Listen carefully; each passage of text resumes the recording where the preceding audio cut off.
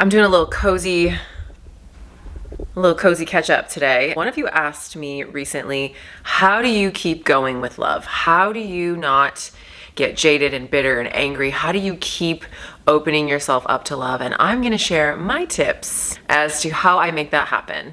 Listen, sis, it's hard. It's hard in these streets. Dating is not an easy task. It is exhausting on occasion. It can be so lighthearted and fun. I just dated someone in Austin. Was so rejuvenating, so beautiful, so fun. Sometimes we just need a little flirtational rendezvous on vacation, especially. Since the beginning of my childhood, Disney movies have been the foundation of my babysitting, and I coincidentally took on those beliefs that I was Sleeping Beauty. So I'm a hopeless romantic. So staying in the game of love. Maybe you've watched JLo's new documentary on Amazon Prime of her new music, video montage of her whole new album, which talks about her self-love, and I heard about it through someone else doing a review on it, which made me watch it. Personally, I think it's pretty terrible. Sorry, JLo, I love you. There's a scene where she goes back home. She's looking in a store window at these roses, and her little version comes up to her.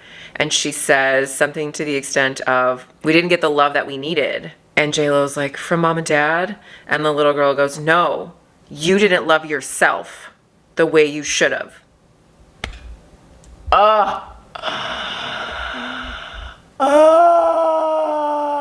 my God. It was like a knife in my heart. Ding, ding, ding, ding. Like, this is why I people please. This is why I fall too fast. This is why I've positively projected, because in my youth, unbeknownst to me as a toxic trait, my parents conditioned me to people please them and fill their cups. They taught me, they brainwashed me to not care about Lisa's cup, to fill their cups, to fill their needs, to fulfill their buckets. Whatever it is they felt they were lacking, it was my job to pick up the slack. It was my job to do errands they didn't want to do. It was my job to show up for them emotionally, even though I was the child. I'm not a love addict. I just am a romantic, right? Is there a distinction? Is there a difference? I don't think it's unhealthy to want love. I don't think it's unhealthy to be looking for a love relationship. I don't think it's unhealthy to want to be in a partnership and start a family. I don't think that's unhealthy. What's unhealthy is allowing myself to not have boundaries. So also being a hopeless romantic involves embracing and taking risks in love, which I think is a positive thing. It requires me opening my heart fully. Yes, there's uncertainty and potential heartache, but ever since my brother passed away, I have been, here's my heart. Let me pull back. I'm a hopeless romantic, but I'm getting better at finding clues. And my girlfriend used the term pink flag recently, and I really resonated with that. I've talked about this in other videos, and I'm gonna repeat myself a little bit here. I welcome pain. I've worked through, in my mental space, in this human experience, that I am meant to go through things to evolve. I am meant to go on the roller coaster of life and have the ups and the downs, because personally, my thought is you cannot have those incredible, beautiful climaxes of ups without those treacherous, painful, terrible downs. I want to one day make a video about losing my brother. I don't know how to condense that into 20 minutes, explain all of that in just a clip on YouTube. I definitely wish to share that vulnerability and that experience. What I do know is my life changed the second that happened. My life changed minutes after it happened, days after it happened, weeks, months, and now years. It continues to change, and I look at life, the human experience, relationships, intentions, my experience as a being is completely different pre-passing away and post-passing away. I can say to you, oh, my brother passed away, and you can go, oh, that's so hard. And I can say to you, oh, my younger brother, who I was a caretaker to growing up because of our age difference, and I was very close to him, almost like a son. Oh, that must be really hard. Okay, I lost a brother that I was very close to, and I watched him die. Oh, that must be really hard. Okay, so I lost a younger brother who I was a caretaker to. I was there when he died, and it was the same day our mom died. Oh, you know, like there's just layer after layer after layer after layer. Like, it's just not losing someone.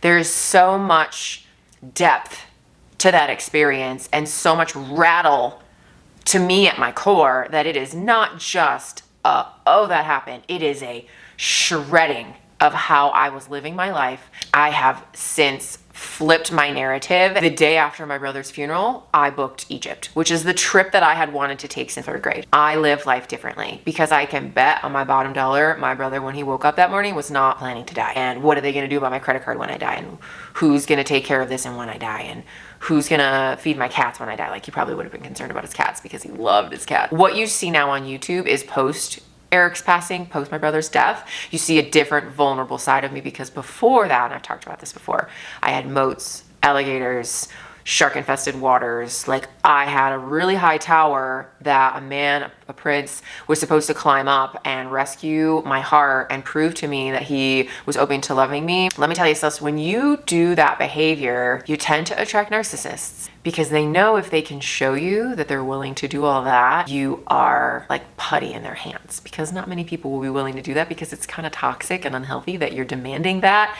And it shows another partner that you might not be grounded and healthy and in the best place for a partnership. And so they know to bounce before they do all that to get to you, which just is a terrible pain for you, because you liked that person and you wanted to be vulnerable with that person, but you didn't allow yourself to be vulnerable because you thought you had to have the protection, because you've been so hurt by so many people. And there's like this kind of dance that you need to learn how to do with boundaries and self-care, not lose yourself, and to think about preferences for yourself. Since then, my picker has improved. I don't have moats, I don't have alligator or shark infested waters, but what I do have is better questions. What I do have is more of a read and a watch for those pink flags. And so how do I keep going in love? Listen, I don't have a family. I really would love to have a warm, cozy partnership and have a child at some point. When you can describe to yourself how you show up as a partner to yourself, and you have self-love for yourself, and you know how to show up and make yourself happy,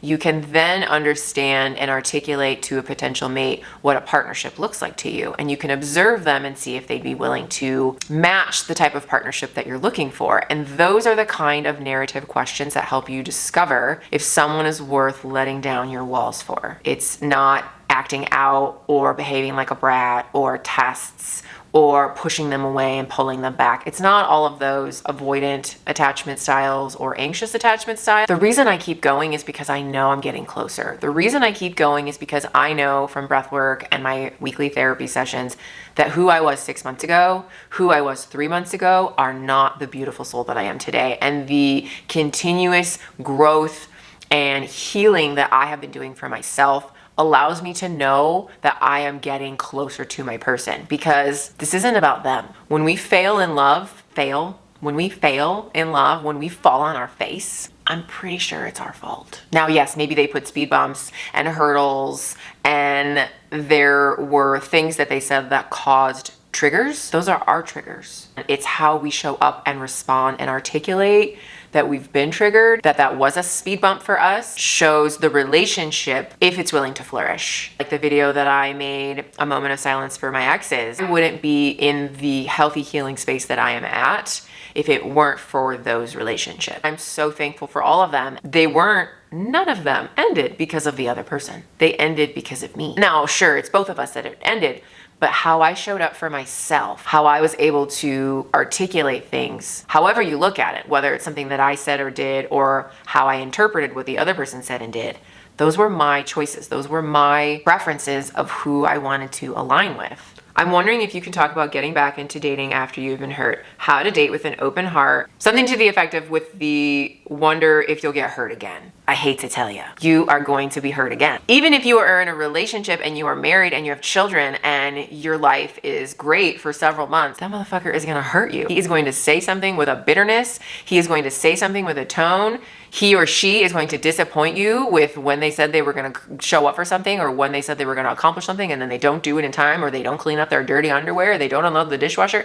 They are going to make you mad. They are going to hurt you. They are going to trigger you. And to me, that is the intention of relationships. Relationships for the most part are not about coasting. They're not about playing small. They're not about sitting on the couch next to each other night after night reading crossword puzzles while watching the news. That is what our great grandparents had, and the world is not like that anymore. So how do I keep going? I keep going because I embrace the pain. I embrace and understand that, yes, I may date someone for 6 months and at the end of it find out something terrible and be really hurt and sad. But those 5.5 months prior to that incident, I was learning, and now I know to ask better questions, and now I know to qualify people better. And I don't know if you can get better without practicing. It's like wanting to be a pianist. Without practicing every day or week for 6 months, How do you intend to perform better? Because yeah, it's gonna suck when you play for 5 months and you're really awful, but when you finally start getting better at the 5th month and then you perform at the 6th month and you're way better than you were the 1st month, isn't that the whole point? So how can you get better in relationships? How can you find the partner that you're looking for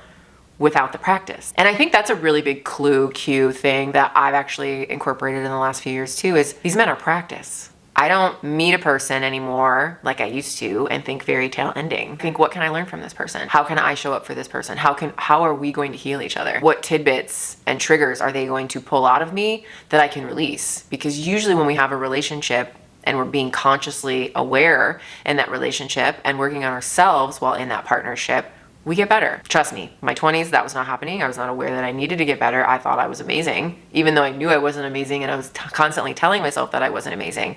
I was treating all the partners that I was dating as like, something's wrong with you. And yes, something was wrong with them.